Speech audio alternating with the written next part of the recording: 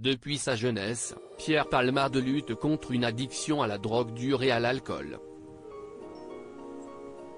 C'est à cause de la cocaïne que l'humoriste de 54 ans a percuté une famille, en voiture, en blessant gravement les 3 passagers le 10 février 2023. Il est actuellement assigné à résidence à l'hôpital Paul Brousse après avoir été victime d'un AVC le 25 février dernier. Sa toxicomanie a énormément fait souffrir ses proches, année après année, notamment parce que l'artiste a de nombreuses fois rechuté, malgré sa volonté de s'en sortir. Comme le rapportaient nos confrères de Paris Match, le 16 février, son ami Michel Larocque l'a vu sombrer lorsqu'il se donnait la réplique, sur scène. Pendant les représentations de leur pièce de théâtre Ils s'aiment, l'actrice de 62 ans a pu remarquer que Pierre Palmade n'était pas toujours sobre.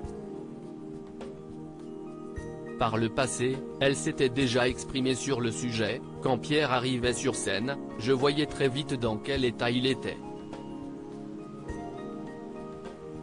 Je pleurais parfois avant que le rideau s'ouvre tellement je comprenais qu'il était ailleurs. Mais il disait que tout allait bien. » Et Michel Larocque ne pouvait que constater que son ami se détruisait, en se rendant simplement compte qu'il pensait qu'il allait s'en sortir un jour. Dans l'émission C'est à vous, diffusée en mai 2019, l'humoriste se confiait sur la douleur que ressentait la comédienne à cause de son comportement, et de son addiction. Supérieur à Pierre Palmade, Muriel Robin, Michel Larocque, Véronique Sanson. Les femmes de sa vieille amitié difficile à vivre pour la comédienne. Michel en avait marre que je joue dans un sale état.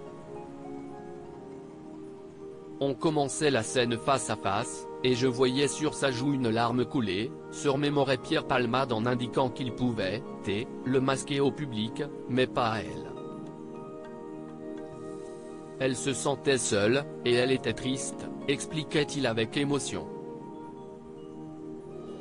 Plus récemment, sur les ondes de France Bleu, le 9 mai 2022, Michel Larocque révélait que ce n'est pas facile d'être ami avec quelqu'un qui a de lourds bagages, qui se fait du mal. Lorsqu'on aime quelqu'un, on n'aime pas le voir se faire du mal, ajoutait-elle, sincère.